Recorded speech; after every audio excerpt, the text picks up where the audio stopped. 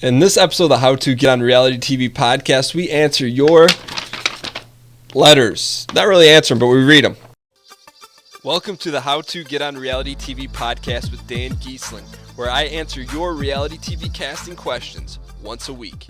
Hey everyone, what's going on? My name's Dan Giesling. I'm excited to be here in episode 83 of the How to Get on Reality TV podcast. This one's going to be a lot different than other ones because in episode 82, I said, hey, we got to change something up, or more so I just want to listen to your direct feedback on what's going on with the show, what you guys have learned from it, what you guys would want to change.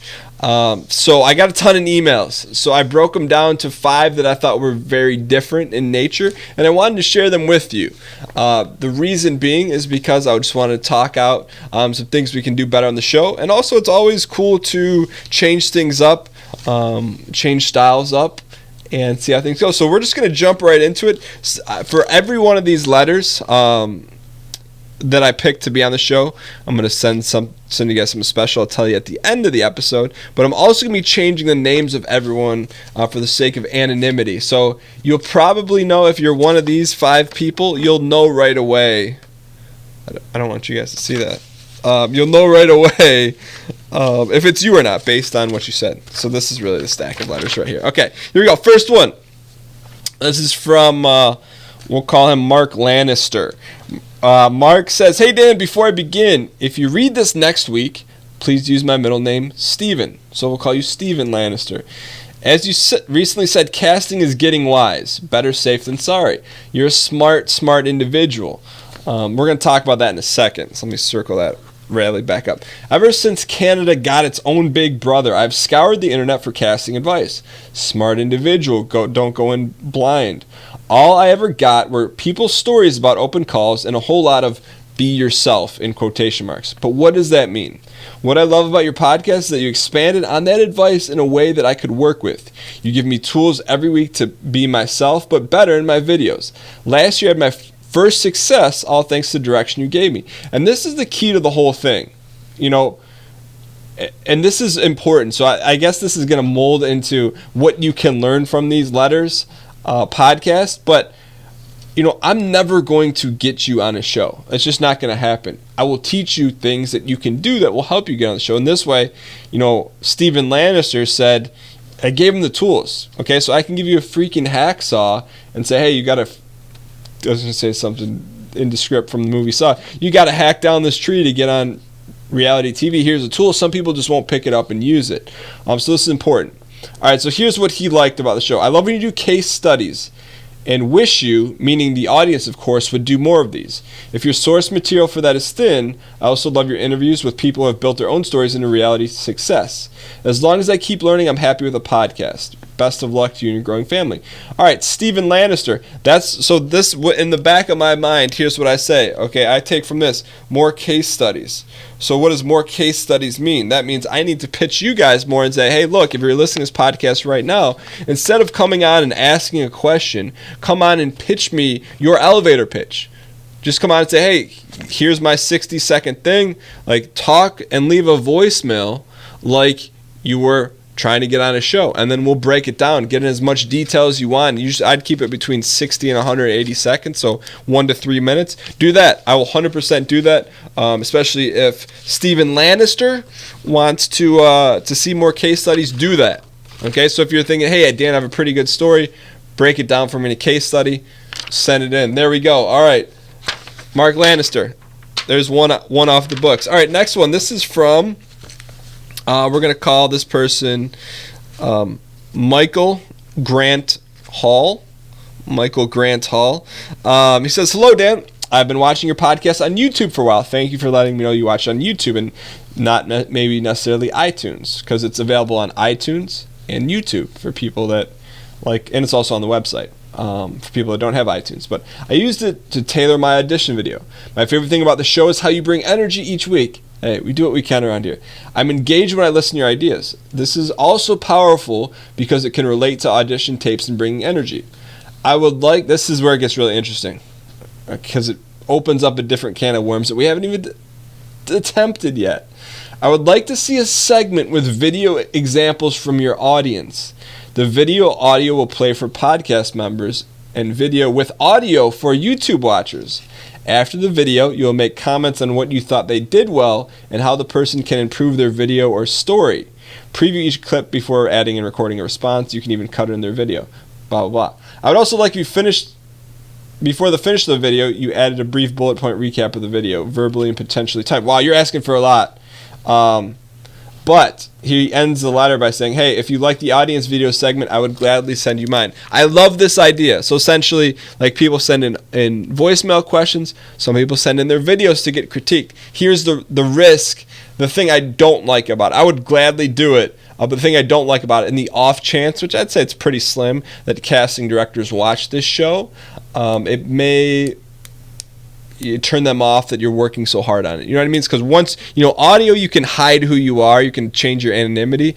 But if you send in a video, I have no problem breaking it down, but that's just the anonymity's out the window for you guys as the audience. So 100%, Michael C. Hall Grant, if you want to send in your video, I'll break it down, man. I just want to warn people, if you do that, that know that it could potentially hurt your chances, and that's not what I'm trying to do.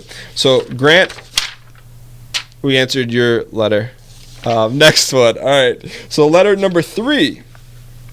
We'll call this B.S. Curry. This letter's from B.S. Curry. Hey, Dan, one of the things... Let me read. One thing I like most that's been most useful is the range of topics you cover. I found advice for each step of the way as I went through the process of sending in my first application. Here's what this B.S. Curry would change. I would add more interaction with the person asking a question. I say this because I've found more than once where I feel like you could give more specific advice if you had the chance to interact with the person asking their question. An example of this would be when you have talked about wishing the person had said much more about... Let me rewind this. You have talked about wishing the person had said how much casting experience they had. Maybe consider doing mini interviews with the person asking the question. That being said, I get a lot out of the show. Thanks for doing what you do. Okay, here's what we're going to do. If you want to do a quick what I would like to do, we'll do this. So I'll be looking for 3 volunteers for 5-minute quick mini interviews. And what I want you to do is I will set up a link. So don't email me for this, but go to howtogetonrealitytv.net/mini, M-I-N-I, and there'll be a sign-up form. So I want you to put your name and your phone number and your email address, and I'm going to set up 3 mini interviews for a future show. Mini interview being like a 5-minute like rapid phone call. We'll record it. You'll know you'll be on the show. So we will do that. So that's a great idea. Boom. So we're going to do a mini interview. So we'll go to howtogetonrealitytv.net/mini. That will be in a future episode. Great idea, B.S. Curry. We will do that. All right. Letter number 4.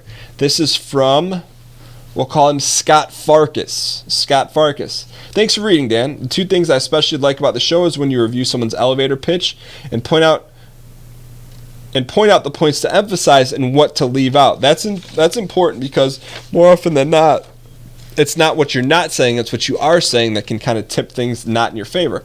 Also, I like it when you have casting directors on to explain the process. That's a little bit more difficult. Maybe you can have some more people in the casting chain explain what they look for. We could possibly do that. I know some people that are not in the main row of casting. I could probably get one of them on the show. What I dislike, and this will sound like I'm sucking up, but I wish the show was longer. I was also disappointed that one of the selling points from when you started the podcast back up, listing casting calls, was dropped. Yeah, so early, what he's talking about is early on, I used to list like a few casting calls, and it just got pretty redundant because it's a lot easier for you to type in like casting calls in Detroit than it is for me to kind of curate that. But what I can do in a future episode, because Scott asked for it, I will have a ancillary type, maybe not like a main casting person on, but someone that's gone through the gamut for sure. So Scott Farkas, we will do that in a future episode for you. All right. And the last one, we will call her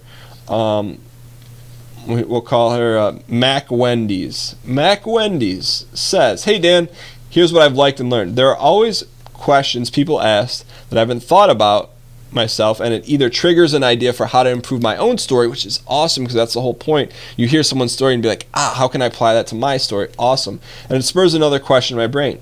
Add. On that note, it would be great to have a space, this is really interesting, to continue the discussion on a topic or a place for follow-up questions. I know you have a comment section on the site, but I don't see many there. YouTube and Instagram might be too public for people wanting to stay anon. Not sure if something like a discussion board would be feasible or if the comment section on the site is the way to go. Thanks. That's interesting. So possibly like a private area where people can talk anonymously and help each other. Very interesting. MacDonald Wendy. P.S. I went in for the first dates interview. I'm guessing that's like a dating show, and it went really well. They called me in less than 24 hours and tell me they found a match. That's awesome. So this person had some success based on what's going on. So Wendy, so maybe we will consider adding like a anonymous forum where people can help each other and maybe ask follow-up questions and kind of bring the community together. See, the interesting thing about the show is that the community is surrounded on not necessarily revealing oneself to each other, but I guess you can always use like handles or made-up names. But that being said, all 5 of these people, as a thank you for sharing their thoughts on not only what they learned from the show, but some ideas and how to make the show better in the future. I'm going to send you guys access to the video boot camp that I created. It is a series of 4 1-hour classes that walk you through the casting process. It'd be like, hey, you walked into my office right now and I taught a class on how to get on reality TV. That's the equivalent of that. So thank you 5 for doing that. A couple things that we're going to be adding to the show. So remember the mini interview. On a future episode, but go to howtogetonrealitytv.net/mini. I'll be looking for signups for that. And there was one other thing that we're adding, but I have the memory of a young squirrel. The video. If you want to send in your video to get critiqued, like I said, I would just make sure you're okay with having your anonymity thrown out the window, because once that happens, there's no getting it back.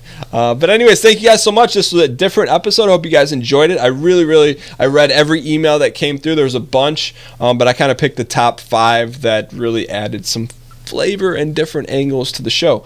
So that being said, I'll see you guys next week for episode 84 on Monday. And as always, I'll see you guys next week. Later.